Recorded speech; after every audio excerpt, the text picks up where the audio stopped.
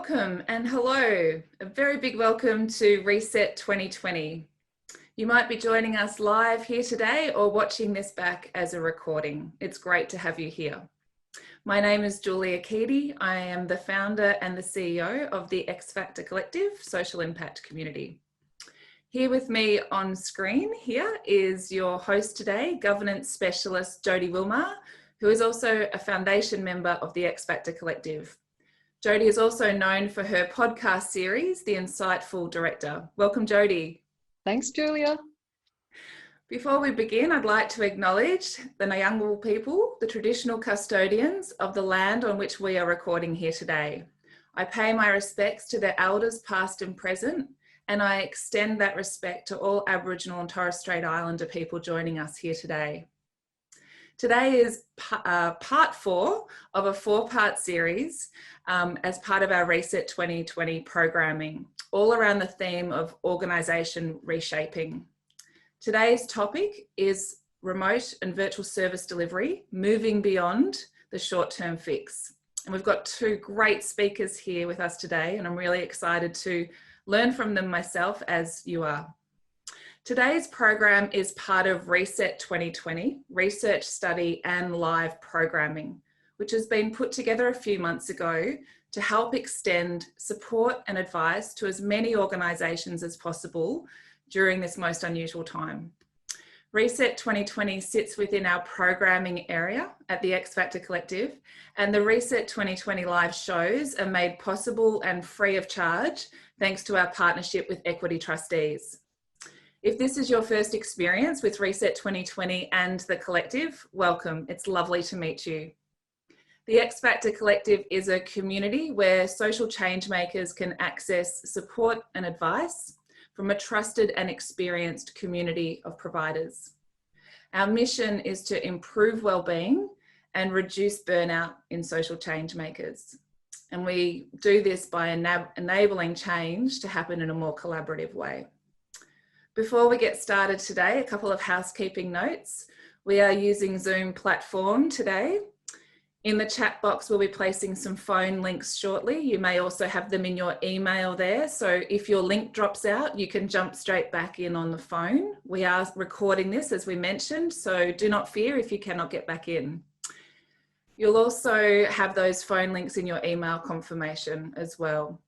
Today, we'll be hearing from our speakers for the first part of the session, and then we want to be able to hear from you as well. This is an opportunity for you to ask your questions, your burning questions, and great to be able to pick the brains of someone like Roland Maxwell here today.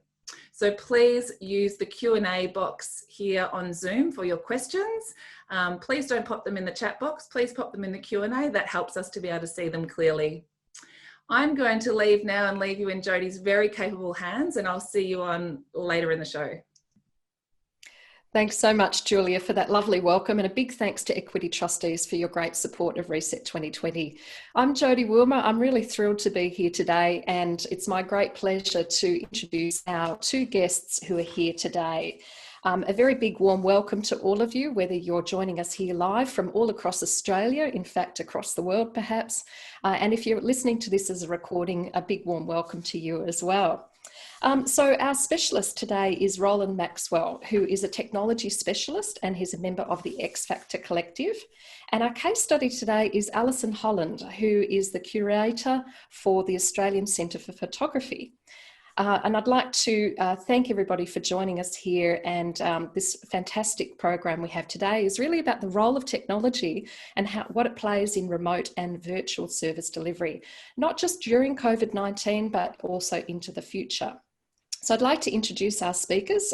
We have Dr. Allison Holland, who since 2017 has been the curator of the Australian Centre for Photography, and she established a career in the cultural sector as a curator, academic and conservator, working for the National Gallery of Victoria, National Gallery of Australia, University of Queensland and the University of Melbourne. She has curated, lectured and published across a wide breadth of art history and curatorship from colonial Australia to contemporary global art, and has coordinated residencies and exhibitions across various creative media. Welcome to the show, Alison. Thank you. And I'd also like to give a warm welcome to Roland Maxwell from Boojum, which is an Australian-owned private company based in Victoria. It was established in 2003 by Roland and his business partner Jason, with a specific outcome in mind: online design for people who are involved in positive social and environmental change. And Boojum wants to help you save the world. And they do this through the design development of digital media and websites, database applications. And put simply, Roland helps leaders and boards untangle their IT mess. So thank you both for joining. I'm really thrilled that you're here.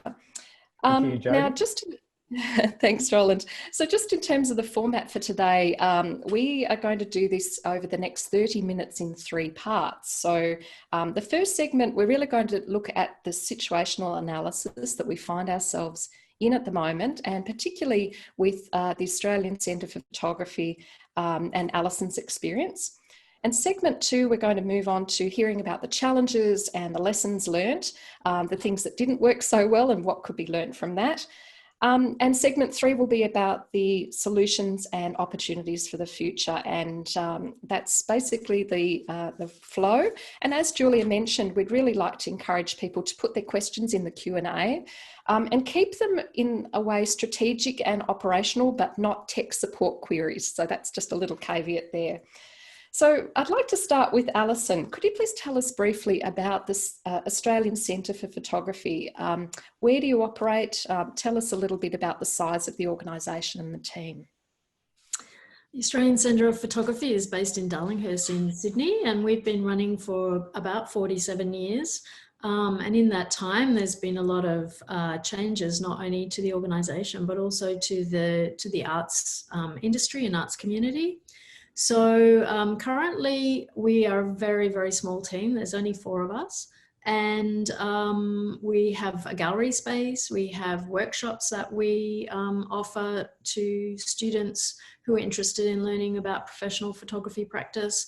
And we also support schools with education packages, incursions and excursions. So students would come to us and do workshops and see the exhibitions at the gallery, but we would also send tutors out to teach in schools as well.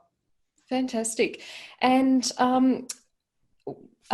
your role as the curator, yes. Just explain briefly, what does that encompass? Well, basically my main focus is the gallery space and having an exhibition program, but also doing collaborations off-site, having our presence at photo festivals, touring works to regional areas in interstate, and also our online presence as far as exhibitions and the history and the archive of the ACP. Yeah. Fantastic. And that's a real breadth of things for such a very small team of only 4 people. That's amazing. Yes, so we each have a particular focus that we take care of, and but that doesn't mean that we don't all contribute our ideas to what the other people are doing in their field as well. And what's really interesting about small organisations and when it comes to IT is that you don't have the luxury nor probably the budget to have an IT department. And this is, in inverted commas. And I know that myself from having worked in a number of not-for-profits where no matter what your role is, you have to be sort of your fix-it person and IT support. But you've been working with Roland as part of some, enhancements to your online capability. And I'll just engage Roland in this part now. So Roland, what are you noticing about what's happening at the moment with the impact of the pandemic and particularly about technology? Yeah, look, a great question, Jody. I think the first thing that I'm noticing is a lot of people are really suffering from adaptation fatigue. I think we're suffering from it in our personal lives. I think we're suffering from it in our working lives. I mean, I noticed that in preparing, for example, for this presentation, that I had to make sure that there were no pets that could wander in, that I've got an alternative to the internet. I've got my phone here in case the internet drops out. There's a whole lot of things that are actually background stresses to how we're operating. the other thing, of course, that I'm seeing is the adaptation stress that people are feeling within their organisations. You know, to give one example of an organisation that we work with, they have about 600 people. They laid off all but 9. Now, that is a massive trauma. So I guess the thing that we're seeing is people scrambling for online solutions. One of the reasons I'm really delighted that Allison's here to talk about the ACP is because I think they are being very successful in using a range of strategies to solve a great number of problems. I'd also like, just for a moment there, your opener, I think, is absolutely spot on. I think if we look at this situation as how do we cope with COVID, we're actually missing the point. And I'd like to quote a very dear friend of mine who, whenever something, he's a fantastic problem solver, and whenever a really difficult problem arises, the first thing he says to his team is, now what's great about this problem? And so I guess in a way, that's what I'm trying to do with COVID-19. And I guess from my point of view, yes, we are all fatigued, but actually what COVID-19 has done, as much as anything else, is shine a light on things that needed to be done regardless of the virus showing up. It's been an extraordinary way to show whether your IT roof leaks or not. And actually those leaks were abundantly there and a vulnerability and a danger to you prior to this virus. So from my point of view, what I'm seeing is an opportunity that this light shines on cleaning up our acts and really making things run better so that we're stronger on the other side. This isn't just something of a coping mechanism while the virus is, you know, raging around, that we're actually on a much better footing at the end of it. Yeah, that's an excellent point, particularly about adaptation fatigue. And I don't know about anyone else who's joining us here today, either live or in the recording, but I'm a big fan of checklists. And if I don't have things written down in the sequence, I just find it overwhelming and hard to try and keep up. So I think we all have to find ways of coping and sort of reducing that drain on the brain that accompanies that.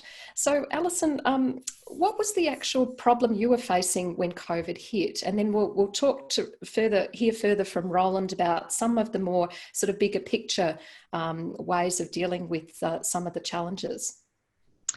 Well, I think that the main issue was that we always knew that our IT side was very weak. It was hosted through Shopify, and which was not a suitable platform for all aspects of what we needed to promote. And also that we were very much dealing with the day-to-day in the flesh, face-to-face, in the gallery with the students. And so we didn't take the time to plan ahead or to see how we could do things a little bit differently. And I think that lockdown meant that we all use Zoom like everybody else. But we actually spent a lot of time talking to each other face to face because we had to sort out how we were going to work. And so we did a lot of brainstorming. And of course, obviously, the biggest need was for us to get a new platform and one that would not only host the exhibitions, which was, of course, my baby that I wanted to promote, but more to teach online. And, you know, that's what a lot of education institutions around the world have started to do. But you need to prepare a lot for that and to have the services that will attract people. I think that the silver lining, as Roland has put it, has been the fact that we did have this period of time where everything just stopped and we could actually reassess and start to look at the treasures that we had in our archives, in our digital archive as well as our real archive, and also to think more cleverly about how to teach and engage people in our marketing across, well, not just across Sydney, which is what we had focused on, but across the nation. Wow, so it really shone a light on the things that you knew needed to be worked on, but it actually provided, I guess, the impetus and the opportunity for you to do some brainstorming and thinking about it. Thank you. And Roland, further on in this discussion, we'll talk a bit more detail of the work you've been doing together. But one of the things I know that you've done some great work on, Roland, is sort of framing up a framework or to help people understand a bit better about technology and particularly for social impact organisations. I wonder, Julia, if you could pop that slide on the screen for us and maybe talk us through your enterprise architecture framework. Yep. Yeah, one of the reasons why it's great to be talking with the Australian Centre for Photography at the moment is because for me, they really are an object lesson in how to do it right. And one of the reasons, basically what Allison was talking about there, if you don't mind me reframing your words there, Allison, is what ACP did was they stepped back and looked at the whole design of their organisation, which in sort of IT terms is your enterprise architecture. And the reason why I'd like to present an enterprise architecture model is because we're all dealing with huge complexity at the moment. And personally, I find it incredibly empowering and actually relaxing if I've got an overall framework that is really easy to make sense of, into which I can place all of these tiny little jigsaw bits and pieces that we're currently having to deal with. And buried deep in the thousands and thousands of pages of the Enterprise Architecture Standard is a thing called BDAT. And for my money, it's one of the most useful things one of the most useful concepts in enterprise architecture. Enterprise architecture is basically the design of your organization. One of the things, even though technically speaking, I'm a managing director, one of the things I've actually generally called myself is the lead designer, because I design for my customers, but I'm also very aware of designing an organization as I go.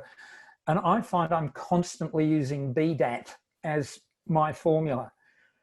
BDAT, the B is for business. You have a business with a vision, goals, people, systems, opportunities. To do that and advance that business, you have to have data, you have to have information. That information is handled by applications, and the applications are delivered by technology. So basically, you can't get away from BDAT. I'd like to give you a really, if I may, a prosaic illustration of why I think you have to think in a BDAT way. It doesn't matter whether you're the tiniest organisation or the hugest corporation. Let's take something as prosaic as email. I think most of us have probably by now experienced that email that comes in saying, your password needs to be reset, your bank account is no longer accessible, or whatever. That's such a banal, prosaic thing. The question I'd like everybody who is involved in an organisation is, do you actually have training to tell your people how to respond to when these things come in? Do you actually have an HR procedure, for example, that removes people's access to systems when they leave your employ? So just having email, you actually need to think about business, data, applications, and technology, because if you do it in a kind of haphazard way, basically you're in a terrible state of weakness. What the ACP have done so well, I think, is that they've really gone back up the scale, looked at their business, and forgive me for using the word business, I prefer it in this context to organisation, because business is stuff that you do, whereas organisation, you can set up a chessboard, it's organised, but until people play, it's not doing anything. So I hope you don't mind me using the word business. It's not a desire to corporatise everything, but it's more the desire to say, this is about how we do stuff. So the framework I find very useful. So anything that you do that is new, you need to bubble back up the chain and look at, as a business, what are the structures? Do we have the HR processes in place that manage this? Do we have principles by which through which we can look at this new thing.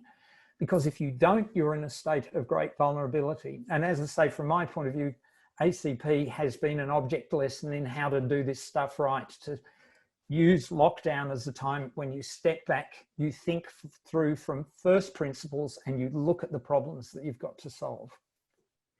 Fantastic, thank you. That's super helpful. I think, you know, that really helps make it a lot more easier to understand. And I really like the way that you describe things in very user-friendly language, Roland, because often people get overwhelmed by the terminology and sort of feel quite vulnerable and lacking in confidence about understanding and being able to make good decisions about technology. And so, Allison, what would you say has been one of the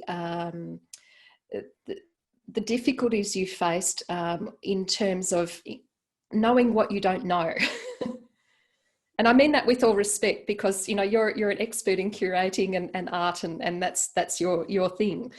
Well, let's put it this way. I didn't come to this job at the ACP with any understanding of how to work online. I was always working in the gallery, and so for me, it's been a big learning curve about how to load things, you know, using software, and how to be creative with what the content is, and making it accessible to people. And obviously, we have somebody who does our marketing and media, but you know, that's part of it as well, is how to actually, you know, claw your way to the top of Google to get your name there when you've got Google ads that push you to the 5th page. So, you know, I was always thinking, if I was out there, what were the kinds of things that I would be looking for online? And my first thing was teachers and teaching and learning resources. So trying to put things up for free online. Then of course, you know, hours at home where you can't go out and all you've got is your iPhone. So then we were thinking about what kinds of courses people could do that meant that they didn't need to have the infrastructure of, you know, high-end technology or a lighting studio or being able to go outside. And then of course the gallery, you know, people wanting to learn more about artist practice, and making sure that there was a lot of dialogue there and a lot of images for them to scroll through and spend some time exploring and thinking about maybe their own practice, or giving them ideas about what they might be able to do. Yeah. And I love, Allison, the way that the lens you're looking through in all of those examples. You talked about it from the visitor experience, or the teacher's experience, or the viewer's experience, and sort of, and I think this is, you know, such a buzzword. People talk about the customer journey, they talk about user experience or UX, but actually, you know, you were bringing that as a sort of intuitive approach of, you know, how can we make this relevant to the different people who love what ACP does and keep them engaged during this time. Yes. Yeah. And Roland, what are you seeing as some of the difficult decisions that people are making at the moment, and on some of the, what are some of the constructive ways that they could do that better? Look, I think one of the dangers with change fatigue is people end up going one of two ways. They either freeze or they make a massive change. And one of the things that I think has been done so nicely with the Australian Centre for Photography is the first thing that they've done is they've looked at what have we already got. So rather than oh my God, it's this whole new situation, we need a whole new system, they've looked very, very carefully at what have we already got. Allison mentioned, for example, Shopify,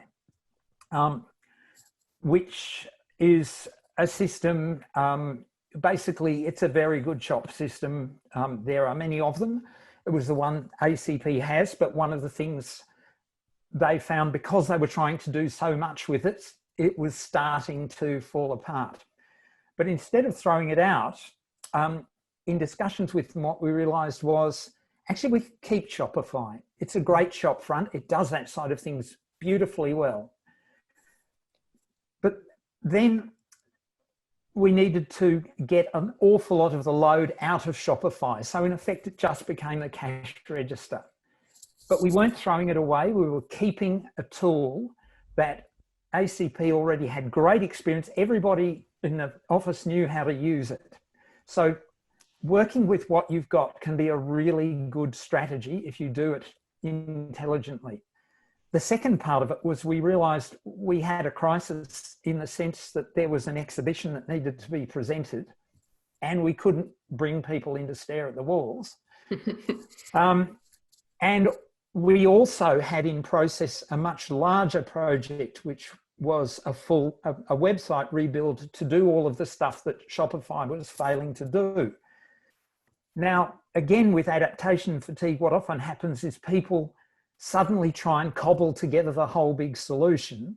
They panic and they foreshorten their timelines and try and do something that is a 16-week project in 5 or 6 weeks. It just doesn't work. The other really intelligent decision that ACP made was to use software as a service to present this specific exhibition. The software, I should explain software as a service. We all use it heaps. If, for example, in your organisation you use a survey tool like SurveyMonkey, that's software as a service. If you're using MailChimp to do your mail outs, your newsletters, that's a software as a service thing. It's where you subscribe to a service. If you use Xero for accounting, that's software as a service. So when we looked at the need to present this exhibition, we realised that Squarespace was a beaut software as a service that we could use as a one-off thing just to mount this exhibition. So the intelligence was of recognising we had a very specific need, but we couldn't let it cannibalise the bigger project of the website rebuild, that we needed an interim fix. And there is nothing wrong with interim fixes so long as you identify that that's what you're doing. And again, it was a really great tactical choice that ACP made to work with Squarespace to present this exhibition. It looks great. It's doing the job out there. And we're getting on with the larger build in a sort of quiet and coherent way without panicking the big project. So I guess there's a range of strategies, but also stay calm. Things take the time they take. Work out what your interim fixes are. And don't be ashamed to use what you've already got to the max, because that reduces the fatigue of your staff. If they think, great, we're still keeping this bit. We might be hiving off some things that it's not doing so well to other systems, but I still know how to use this thing. So it actually helps your staff deal with their degree of adaptation fatigue, as well as helping you steady things in terms of not having too much change sort of ripple throughout the organisation. Fantastic, Roland. Thank you. And I think to summarise as well, I think what you're also talking about is things that are fit for purpose. So trying to adapt something that's main job is something like, you know, being an online checkout, cash register, and that's done really well with a particular tool. And when you start to add in, we want it to do all these other things, it might not have the capability or capacity for that. Yep. We'll come to a minute about the other lessons learnt in a moment, but we'd just love to encourage people, if you have questions and you'd like to ask both Roland and Allison, you're most welcome to pop that in the Q&A box. We've got one sitting there, but I'm going to hold off and ask that later. If you're joining us here for the first time, welcome. My name's Jodie Wilmer, and I'm joined today by our technology specialist, Roland Maxwell, and our case study, Allison Holland, who's the curator of the Australian Centre for Photography. And we're going to launch a live poll that we'd love everybody to participate in. And we're going to ask this question about what's your current challenge that you're facing about IT just right now. And so we've got a number of questions there. So we don't know what we don't know. We have limited in-house expertise. We've already invested, and you're welcome to vote on the poll. It's an anonymous poll, and just click on that and your results will come up. The other one there was about we've already invested in new IT and it's not working for us.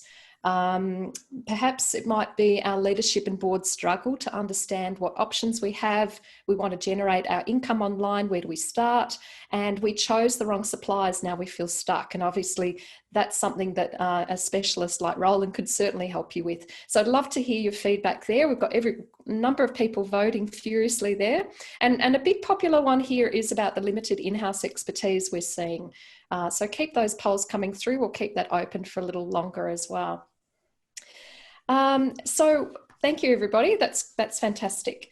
And now I'd like to move to really focusing in on some of those lessons. Allison, you talked about the ability for your team to come together and brainstorm and, you know, use the time in lockdown to think more clearly as best one can during a pandemic. I understand that you've received a grant. Tell us a little bit about the role of that grant and how it enabled you to build capability and capacity during COVID. Yes. Well, another silver lining, I think, for the pandemic is the fact that state and national and federal governments are supporting organisations to try and get themselves back on their feet, or at least keep them going till they have time to catch up with how the world has changed. So the City of Sydney had the Cultural Sector Resilience Grant, and we immediately had, we already knew that we needed a new website, but now that everything was going online, the teaching and etc. was going online, we knew this was a definite, we must apply. And fortunately, we were very successful in getting that grant. And then, of course, we have capabilities on our team, so we will all contribute towards the rebuild of the website. And then we also have a small amount of money that we were able to fund ourselves. So, you know, collaboratively, we could get together all the resources that we needed to go to Boojum and say, please be kind and help us with this. Because our only income stream is our teaching, our education courses, and they all had to be obviously online. So there was only one way we could go forward. Yeah, so fortunately, Roland was a wonderful person to match up with. Fantastic, thank you. And Roland, so what are some of the barriers that you see about making the tech play nicely together? So you talked about sort of awareness and understanding, but love to hear a bit more about that. Look, one of the, I noticed in the Q&A section that Suzanne Taylor has asked whether we have a process or framework to roll out enterprise architecture to new users. And I think that speaks to your question in the sense, that is such a good question. I would have to say one of the difficulties that we face as an organisation is we are brought in the middle, in that people come to us saying, oh, we need a new website. Our website looks stale. And does everybody still there? Yes, we are. Yep. Screen froze for a minute. I just wanted to make, so yes, we are very experienced in enterprise architecture. One of the things actually that we have done in response to this issue of enterprise architecture problems is join the X Factor Collective. The reason why we did that, Suzanne, in response to your question, is often people bring us in and they desperately need to look at their enterprise architecture, but they actually just want us to build the damn website.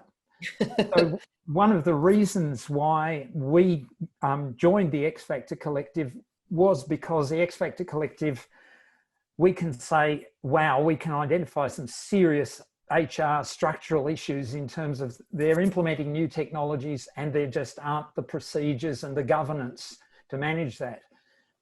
The beauty thing about the collective is we can say, actually, you don't need to trust or believe your web developer. We have governance specialists that we work side by side with. So in that sense, I'd say, yes, we do have a process or a framework, but in many ways, what we do is we refer it out to other specialists who can then focus on those areas, because we understand the role of HR in managing an IT system, but we are not HR specialists. So in that sense, we try and play in our best, in what is our long suit, and then refer out to others to help people with those sort of governance, structure and HR type of things. Does that answer your question adequately, Jodie, or would you like me to? Yeah, no, I think that's great. And I guess, you know, following on from that, we're talking about challenges and lessons learnt. We've got another question, which is sort of relevant to both of you, and I'll ask you both to chime in on this one. So one of the barriers or the challenges that is put here in this question is about being able to change and add technology to new and specific projects that requires a budget or drawing down on reserves. And so, you know, you both play different roles in working with boards or CEOs or leaders about allocating money for tech funds. So on an annual basis, perhaps, or because often people, and in this comment question here, it says that sometimes often you hear that organisations say we haven't got the budget. So Allison, sort of what's in addition to getting the grant there from the City of Sydney, which was hugely beneficial, what's your organisation's approach to investing in technology? Yes, well, we had been planning to do something with the website for several months, for at least actually maybe a year. And it was very difficult to convince our board that it was an essential thing that needed to happen. But we were lucky in getting the grant, because then it was a much smaller investment that they had to make. And also they realized that if our only income stream was going to be based on the website, then we had to focus on getting money towards the website. Yep. So it also meant that because we're in lockdown, we could divert funds from, you know, usual day-to-day operations into doing something towards the website, which was helpful as well. Yeah, I've heard that as well, Allison, that a lot of organisations that may have had budget for, say, travel or other things that couldn't be spent are sort of rediverting that to other projects at the moment. Is that similar for you? Yes, I don't know that we would have had a travel budget, but yes, definitely there were costs that we were not going to be, well, for instance, the gallery closed, so we cancelled an exhibition. Immediately we had that exhibition budget that we could put towards the website. So yes, yep. It was just a really great opportunity. The lockdown was a great opportunity to just stop and rethink from ground one, you know, what resources we had and how they were going to be spent, and where it would take us, you know, through this, you know, to the new normal. Yeah.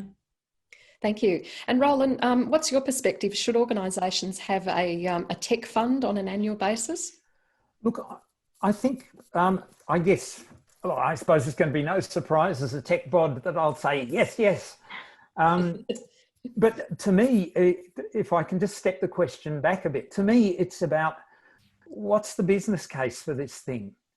That your technology, it's either got to be earning you money or saving you money. It's like, you know, you employ a new staff member because you know they are going to be productive for you, and that actually they will generate more benefit than they soak up. And to me, that's what you have to do with IT.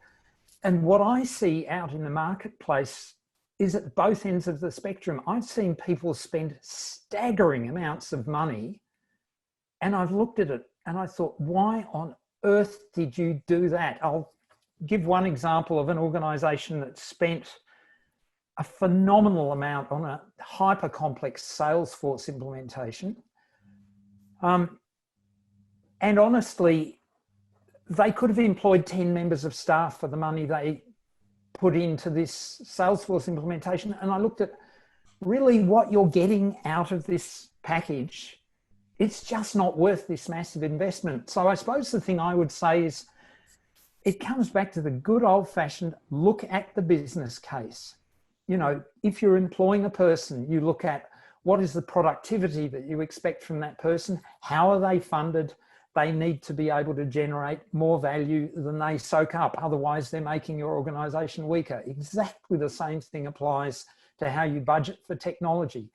And in the same way, that I think COVID has really shone a light on the problem with the gig economy and with so many people being casual. I would strongly recommend that you don't have your IT as one of your casual employees. You actually need it as a reliable, it can be a part-time member of staff by all means, but it needs to be on regular terms, if I can put it that way. So in terms of the budget, as well as don't underspend, for heaven's sake, don't overspend. So often we see overspending. People get a kind of mental model. A friend of mine put it very well. He described it as the dragon's hoard, that people, rather than looking at the value that something generates, they have a sense of how much you ought to spend on it. Now, this friend of mine, he spent far more on his bicycle than he did on his car, because the bicycle was the thing that added huge value to his life. His car wasn't. We generally have a kind of scale where a house you spend this much on and a car you spend this much on, and we fit into a kind of normal scale of expenditure. I suppose what I'd recommend with IT is please explode that idea of a normal scale of expenditure and look at value generation. And the other thing that I'd say is really important to look at is software as a service. It is the massively growing area of IT. It is so cost effective. You can, with a $25 a month subscription, have access to a piece of software that has taken millions of dollars to develop and takes millions of dollars to maintain. And for a small subscription, you can have it. So to me, the art is, what is the value proposition? And then looking for a smart way to assemble a range of products that will generate that value at the lowest possible cost. Yes, that's completely relevant, and sort of tying together, but what you were both saying there really is about good governance, isn't it? And sort of, what's the business case in order to understand what the need is and how it will generate value, how you'll measure its success. And in a minute, I'll come back to you, Roland, to have a discussion about another framework or some other information you want to share with us. But just coming back to Allison, we were talking there about the challenges and the lessons learnt, and what would you say have been what's the most important lesson that you've learnt as a result of these IT projects working together? One is to get advice from people in the field, and that's how we met Boojum, by getting advice from somebody that we trusted to give us a good service. I think also just realizing what kinds of assets we had to offer our client and our visitors to our site, to our organization, to how to present our organization.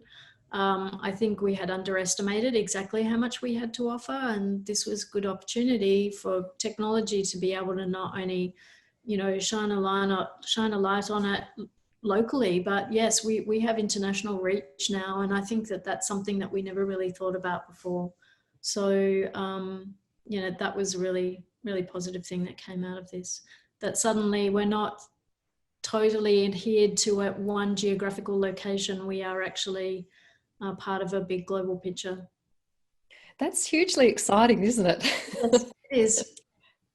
Yeah, I think, we often underestimate those opportunities. And as you were saying in your opening comments, Roland, about sort of where are the exciting or the good things that come out of challenges like this.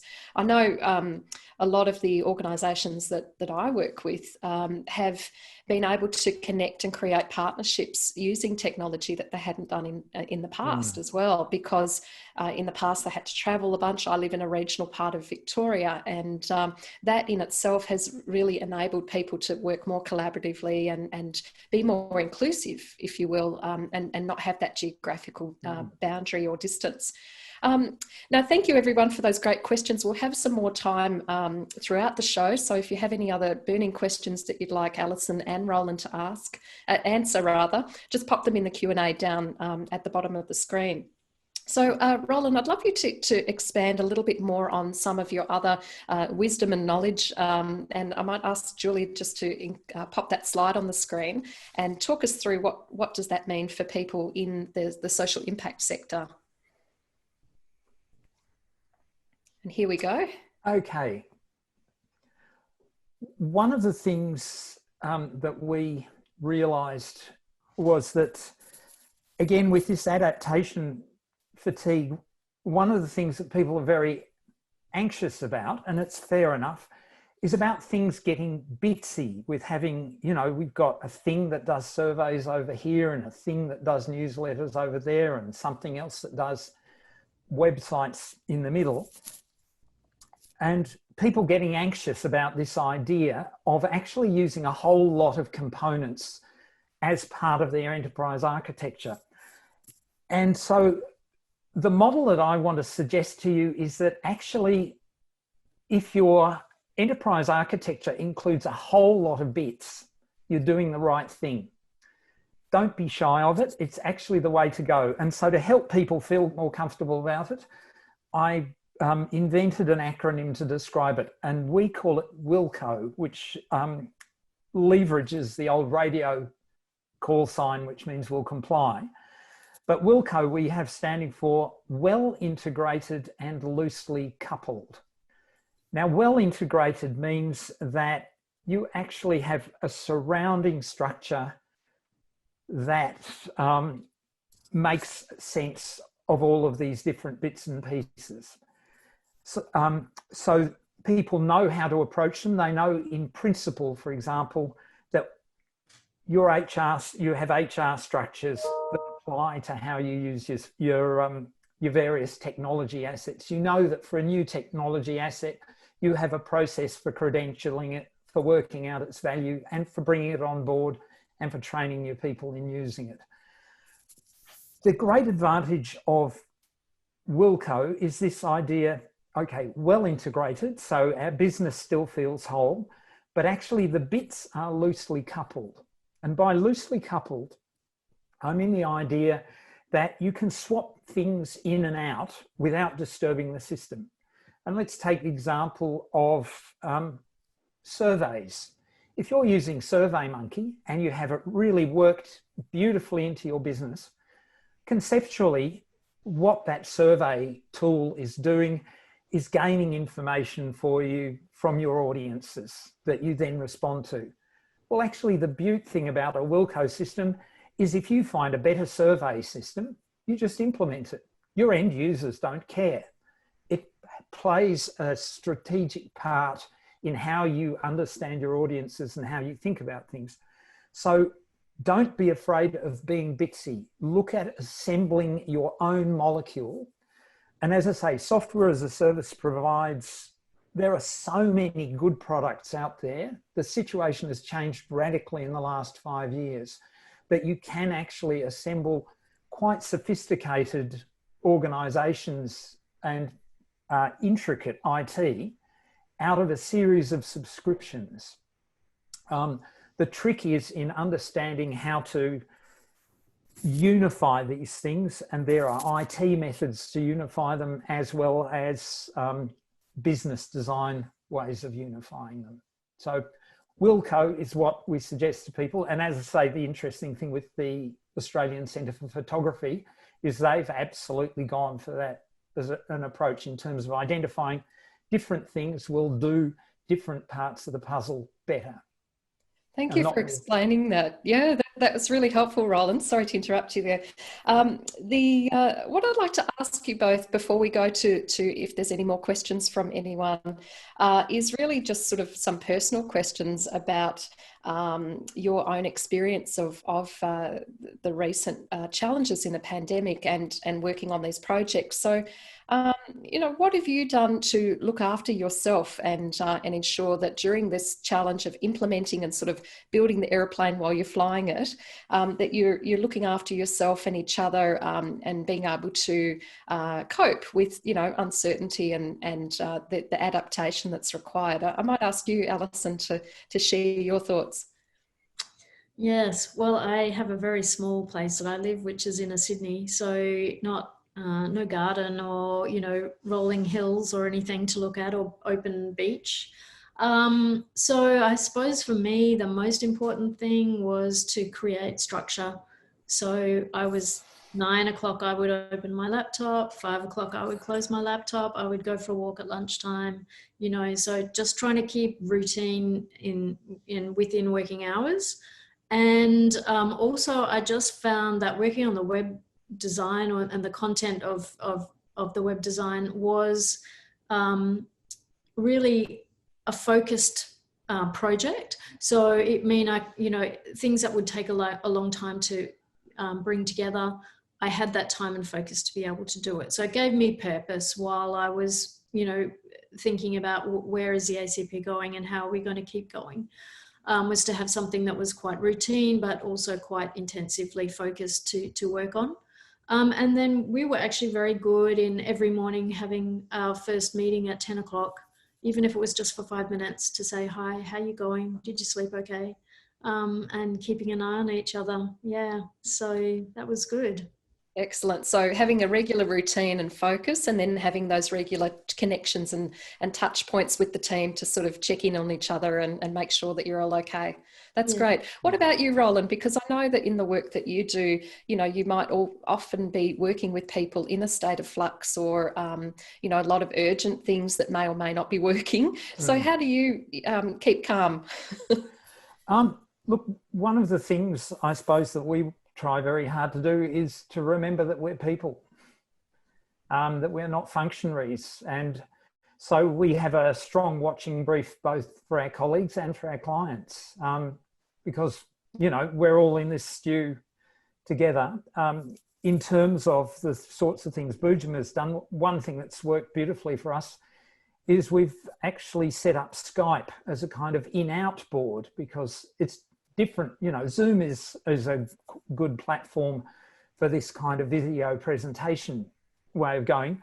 But the thing that we've found that Skype is useful is we can see who's in and who's out, so who's available. We can type each other little messages. If it's something where you need an answer now, you voice call them and so on. So that at a practical level, that's really helped. And it's been interesting to us to see, not only are we using Zoom, but Skype has a different role in our organisation. We also do things like, you know, bring a cup of tea and actually visibly have a cup of tea with each other. It's not nearly as satisfying, I've got to say, as sitting around the table and having a drink. But, you know, it helps us keep an eye, keep tabs. Random acts of kindness we found good, sort of, you know, we saw that somebody was feeling pretty mis, so we sent them a food hamper, which arrived out of the blue, and that seemed to do a lot of good, actually. I'd also I completely concur with what Allison is saying in that, you know, people are often surprised you're working from home. How come you walk to work? I walk to work if I can every day. It's a bad day when I don't walk to work. And so I dress for work. I will not work in my pajamas. I am not wearing mockies and Hawaiian shorts below the desk. It's I dress for work. And then when I finished work, I go home. And in many cases, I change out of my work clothes. So for me, I think like Allison, I've ritualized some of the elements of that, and I've found that's helped to keep a healthier work-life balance. I've also enjoyed the benefits of it. I have two boys at home who are twins in year 11. I've loved having them around. So that's been a massive upside from my point of view, being able to go and have a cup of tea with them. So having all of those kind of enjoying those upside benefits as well has been part of it. And also giving all of the people around us permission to do that, not to feel guilty that, you know, oh, you should be at work, but just no, this is the environment. And actually there are some great family friendly sides to it if you can get it right. Yes, I think you both shared some fabulous examples. Thank you. And I think this is really part of the whole reason for being of the Reset 2020 series, and this particular series of 4 about organisational reshaping, because this is not business as usual. This is, people having to adapt in times of great uncertainty and also opportunity, depending on where you're at, how you feel, and what you're facing. So it's not the same for everyone, and it's not the same for us all the time. So there are certainly some things there that you've both described that are helping you keep on an even keel and keep focused and being able to deliver the great work that you're both doing.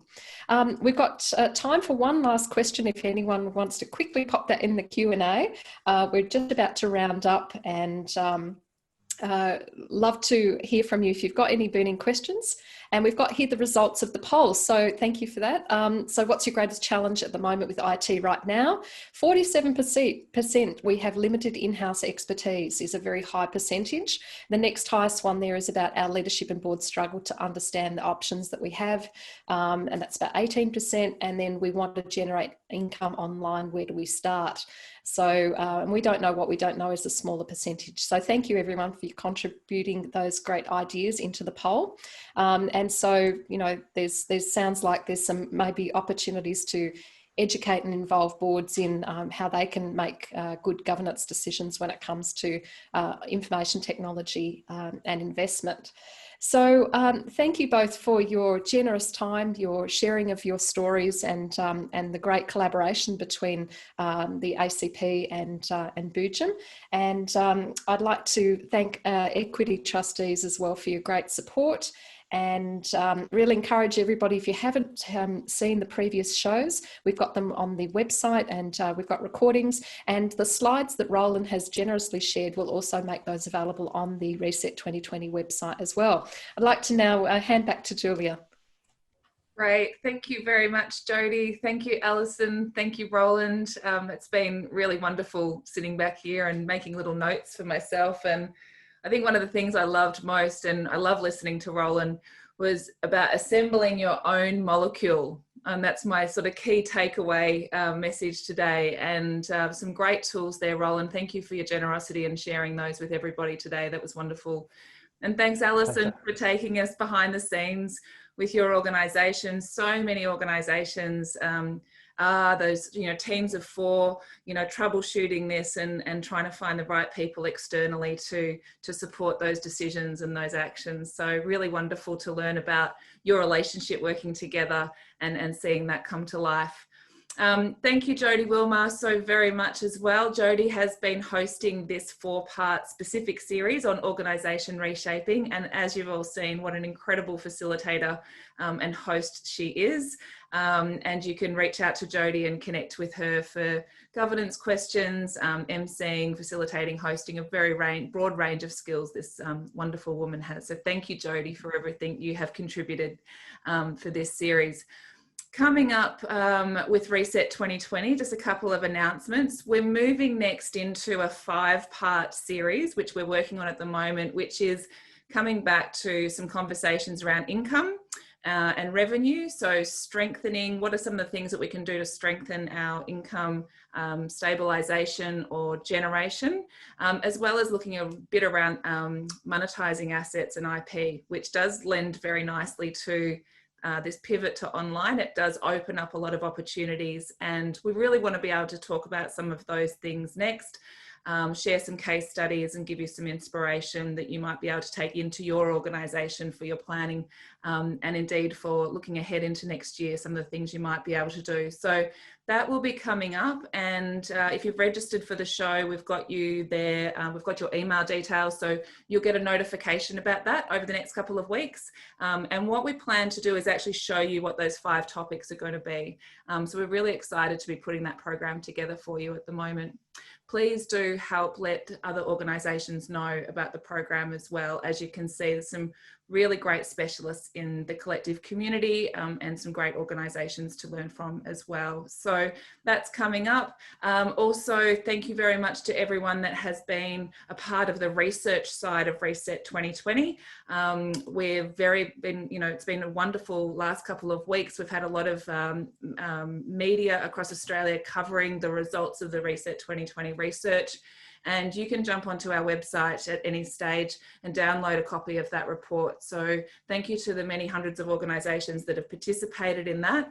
We are running the Pulse again next month. So we have been funded again through Equity Trustees to continue that research and be that sort of pulse check around what's happening, what the impacts of COVID-19 are across the sector. So that's been a great privilege. And again, our community has come together to activate that project in a very collaborative, collective way, which has been a privilege to watch. As you can see today from Roland, great expertise that are available to you as and when you ever need external help. So reach out to us, we can help connect you through to really wonderful, experienced human beings who can help you along the way. So thanks again, everybody here on screen, for preparing for today and for sharing yourself so freely with everyone here today. I'm sure there's some lovely comments there coming through, all the great tidbits that people have got today to take away into their organisations. So I'm going to wrap it up there. Have a beautiful rest of your day and a beautiful rest of your week, and we look forward to seeing you again on Reset 2020. All the best.